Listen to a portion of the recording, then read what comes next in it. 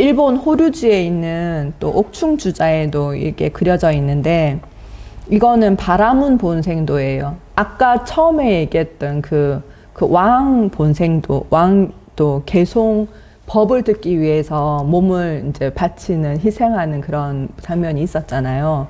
여기도 보면 바라문 본생도라고 해서 이게 일본 호류지에 있는 건데, 옥충, 이게 비단벌레, 그거로, 날개로 만든 그런, 날개에다가, 이 지금 보면 여기 반짝반짝 하는 게, 이게 비단벌레 뒤에다가 이게 날개를 넣어가지고 반짝반짝 하는 거거든요. 아무튼, 그렇게 해서, 이게 원래 백제에서 만든 건데, 일본에 있어요. 여기 보면, 이제, 바라문이, 여기 밑에 보면 나찰이 있거든요. 나찰이 이렇게 있어요. 이렇게. 나찰이 이렇게 있는데, 얘가, 재행무상 시생멸법, 이렇게 얘기를 한 거예요. 그래서, 이 사람이 뭐라고 했냐고, 그 뒤에 얘기를 들을 수 있냐고.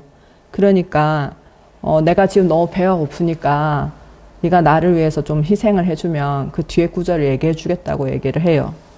그래서 그럼 뒤에 구절을 얘기해 줘라 달라고 하고는 그 뒤에 구절을 들어요. 생멸멸이 정묘위락을 듣고 그 얘기를 듣고 여기 벽에다 쓰는 거예요. 이렇게 벽에다가 쓰는 거예요. 돌아서서. 그리고는 다시 몸을 돌려가지고 이렇게 떨어지는 거예요. 떨어지는 장면이 있고, 이 떨어지는 사람을 받으려고 제석천이 이 사람을 받으려고 다시, 원래 나찰로 변했었는데 다시 제석천의 몸으로 변해가지고 이 내려오는 사람 받으려고 준비하고 있는 거예요. 이렇게 보시면 보이죠? 여기 이제 나찰이 이렇게 있고, 처음에 개송을 얘기를 해요. 그래서 뒤에 얘기를 이제 듣고 싶은 거죠. 그러면 내가 너무 배가 고프니까 나를 위해서 좀 희생해라. 그러니까 여기다 그 뒤에 얘기를 듣고 벽에다가 쓰고 이게 떨어지는 거예요. 이 나찰이 다시 제석천으로 변해서 받으려고 준비하고 있는 그런 거거든요. 이게 대반열반경 성행품에 나오는 이야기고요. 대반열반경. 그래서 이게 옥충주자, 일본에 있는 한국 작품에 있어요. 이게 이거는 12왕 본생도라고 하는 건데, 비둘기하고 왕의 이야기예요. 이야기는 혹시 들어보셨을 것 같은데, 12왕이라는 왕이 있었어요. 근데 하루는 이제 정원에 이렇게 나가 있는데, 멀리서 보니까 비둘기가 매에 쫓겨가지고 막 오고 있는 거예요. 그래서 그러더니 비둘기가 왕의 오른쪽 옆구리 밑으로 이렇게 들어와가지고 자기를 살려달라 그래요. 그러니까 내가 너 숨겨줄게 이렇게 얘기를 해요. 그래서 이 왕이 여기 비둘기 여기도 있고 여기도 있거든요. 여기. 그러니까 숨겨줘요. 근데 매가 와가지고 왕한테 비둘기를 봤냐 이렇게 물어봐요. 왕이 못 봤다 그러거든요. 근데 매가 나 너무 배가 고프다. 그러면 그거를 매가 중간에 그 얘기를 해요. 나는 너무 배가 고파서 비둘기를 먹으려고 하는 건데 그것에 잘못이 있느냐고 물어봐요. 그 왕이 생각했을 때 매가 잘못한 건 없잖아요. 그럼 비둘기는 살려주고 그럼 나는 안 살려줄 거냐고. 자신도 살려달라고 그러거든요. 그래서 왕이 그러면 내가 그러면 내 살점을 떼서 주겠다고 얘기를 해요. 그래서 이 허벅지 살점을 이렇게 떼는 거예요. 이게 여기 다리가 있고, 요 사람이 지금 칼로 요거 잘라내는 거예요. 칼로 이렇게 잘라내요. 그래가지고 여기 보면 여기가 저울이거든요. 저울에 한쪽에 비둘기를 달고 한쪽에는 여기 보면 여기 예. 여기 뒤에 요쪽 뒤에는 원래 그림이 지금 잘려가지고 그런데 요 뒤에는 저울에 이 왕의 허벅다리에서 잘라낸 살점을 올려요. 근데 아무리 올려도 비둘기보다 더 크게 살점을 떼내도 비둘기가 더 무거운 거예요. 그래서 그 매가 비둘기만큼의 살을 달라고 그랬거든요. 근데 저울에 이렇게 했는데 아무리 해도 안 되는 거지. 그래서 이 12왕이 자기가 이 저울 위에 올라가, 그냥. 자기가 저울 위에 올라가요. 비둘기의 목숨을 살리기 위해서. 그리고 매의 목숨을 살리기 위해서 이제 자기가 저울 위에 올라가요. 그러니까 자기가 올라가니까 이 저울이 같아졌다고 얘기를 하거든요. 그러니까 그 매가 제석천이 이 왕을 시험하기 위해서 나타난 거였고, 그래서 이 왕이 비둘기를 살리고 매를 살리고자 하는 마음이 진심이었기 때문에 다시 이렇게 제석천으로 나타나서 그거를 이제 없었던 일로 되었어요. 이게 12왕 본생도인데, 이 이야기가 이제 보현입석탑이라고 해서 요게 우리나라에 유일하게 있는 거거든요. 동국대학교 박물관에 있는데, 여기 위에는 부처님 팔상성도가 그려져 있고, 여기 보면 이게 12왕 본생도예요. 요 밑에는 보면 법화경에 있는 이불병자상이에요. 부처님이 탑 안에서 왜 부처님이 나타나서 두 분이 앉아 계시는 거. 근데 여기 보면 가운데 부분이 보이시죠? 요 발가락 보이죠? 요거를 탁본한 게 이렇게 돼 있거든요. 여기 왕관을 쓴 왕이에요. 다리를 내놓고 이렇게 잘라내고 있어요. 여기 저울이에요. 저울에다가 무게를 다는 그런 모습이거든요. 이게 이제 현우경 제1권에 있고, 불설보살 본행경에도 있고, 육도집경, 대지도론, 보살 본생만론, 대장엄론경, 이렇게 해서 여러 경전에 이 이야기가 있습니다. 이게 이제 도낙 막고굴 만당 시대에도 이 그림이 그려지는데, 여기 이제 왕이 앉아 있고, 여기 다리에 이제 그 살점을 떼내고 있는 거고, 여기 저울 보이죠? 이쪽에 비둘기, 이쪽에 그 살점을 떼낸 거예요.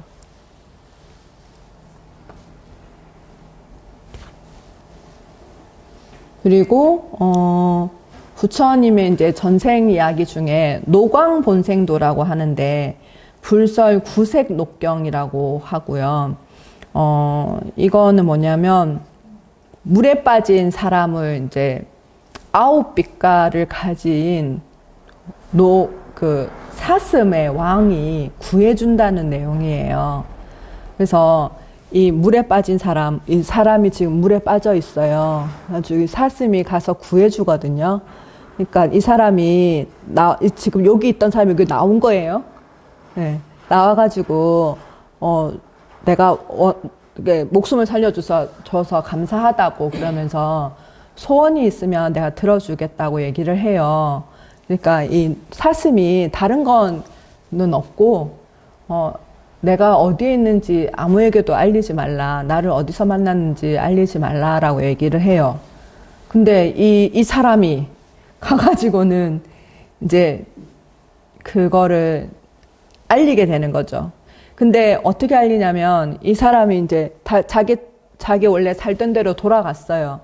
근데 그 나라에 왕비가 꿈을 꿨는데 9가지 색깔을 가진 사슴이 나타난 거예요.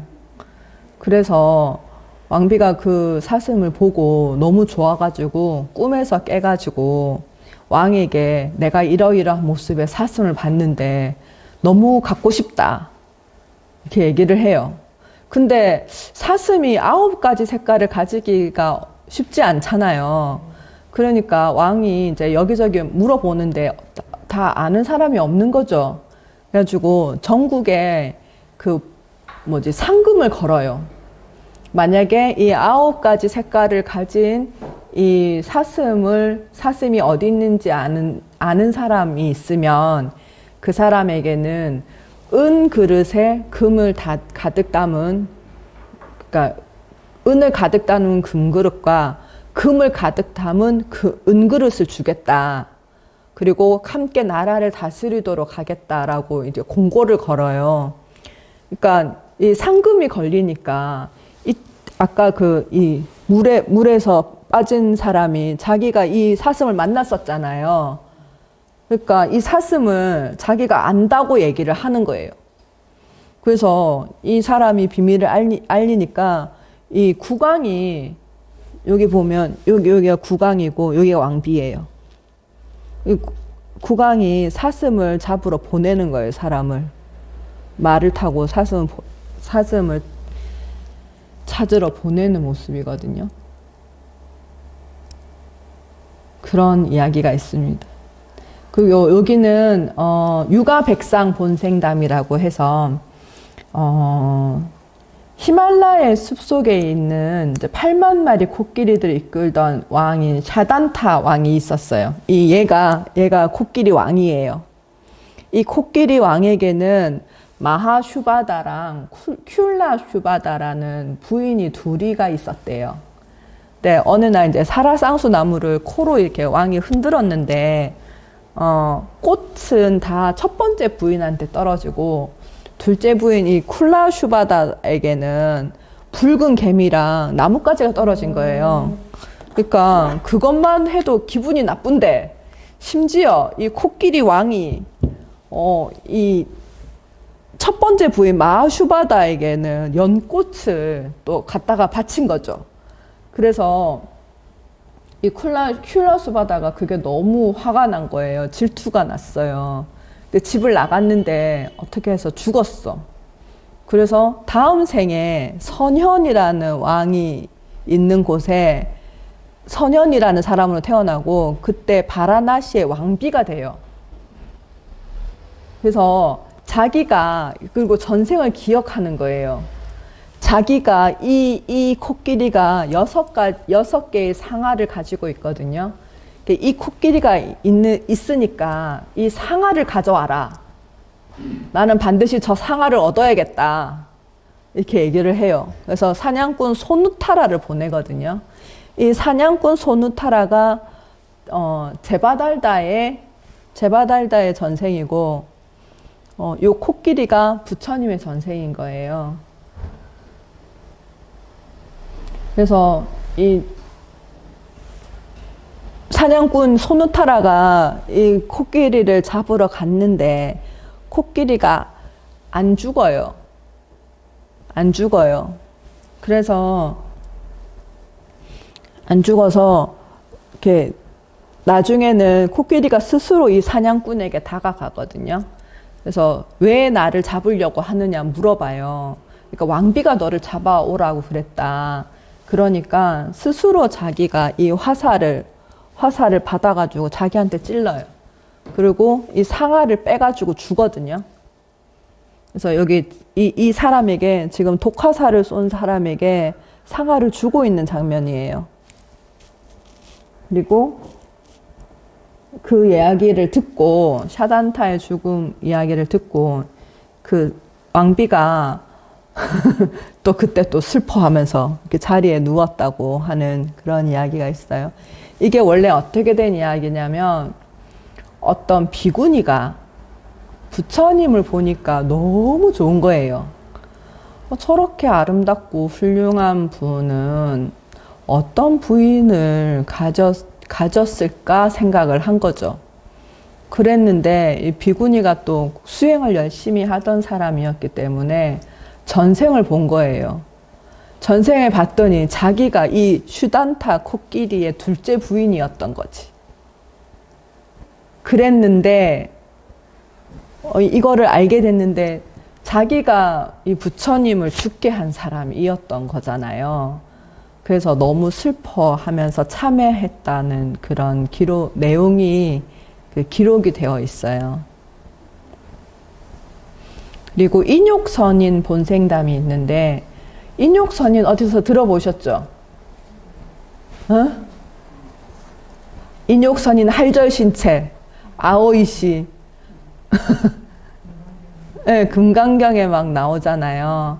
만약에 인욕선인이 내가 만약에 아상인상, 중생상, 수자상이 있었다면 인욕선인이 나를 할절신체, 몸을 이렇게 잘랐을 때 내가 화를 냈을 것이다. 그런 이야기가 나오거든요. 네. 왜 처음 듣는 것처럼 그래요? 금강경 읽으시잖아요.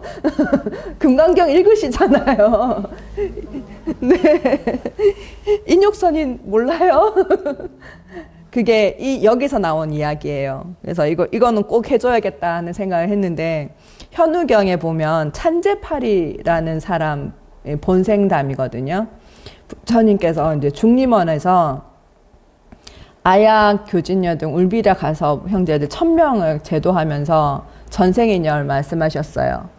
연부제에 바란의 나라에 국왕이 가리라는 사람이고, 그때 찬제팔이 선인이 같이 있었어요. 그래서 선인이 이제 500제자와 인용하는 숲에 이 가리 국왕이 놀러 간 거예요. 그랬는데, 놀러 가서 이제 한참 놀다가 조금 피곤해서 잠이 들었어요. 근데 왕비랑 이 다른 같이 왔던 그런 무리들이 그 사이에 부처님을 만나게 이 선인을 만나게 된 거죠. 이 인욕 선인을. 그래서 인욕 선인이 있는 데로 가서 설법을 듣고 있었어요. 이렇게 왕이 잠에서 깨가지고 이렇게 둘러보니까 아무도 없어. 그래서 이렇게 찾아보니까 그 선인 밑에 가가지고 이야기를 듣고 앉아 있는 거예요. 그래서 왕이 약간 괘씸한 마음이 들었던 거죠. 그래서 이 선인에게 당신 뭐 하는 사람이냐 이렇게 물어봐요. 그러니까 나는 인욕을 수행하는 사람이다 이렇게 얘기를 해요. 그러니까 그 인욕하는 것을 어떻게 증명할 수 있느냐고 물어보거든요. 그래서 그러면 당신이 인욕을 하고 있다는 걸 내가 시험해 봐도 되냐고 물어봐요. 그러니까 그러라고 그래요, 선인이. 그래서 이 왕이 두 손과 두 다리, 귀랑 코를 잘라내요. 그래도 이 선인이 아무렇지도 않아 하거든요. 그러니까 왕이 놀라워하면서 인욕을 수행하여서 무엇으로 증명할 수 있는지 다시 물어요. 그러니까 선인이 인욕하는 것이 진실이며 거짓이 아니라면 피는 저지되고 몸은 전처럼 회복될 거라고 말을 해요. 그 말이 끝나자 피가 다시 저지되고 몸이 전처럼 회복되는 거죠. 그래서 선인이 인욕의 증명을 보고 왕이 이제 죄를 참회하고 선인이 이제 먼 뒤에 부처로 태어나면 먼저 지혜의 칼로 왕의 3가지 속을 끊을 것이라 이야기합니다.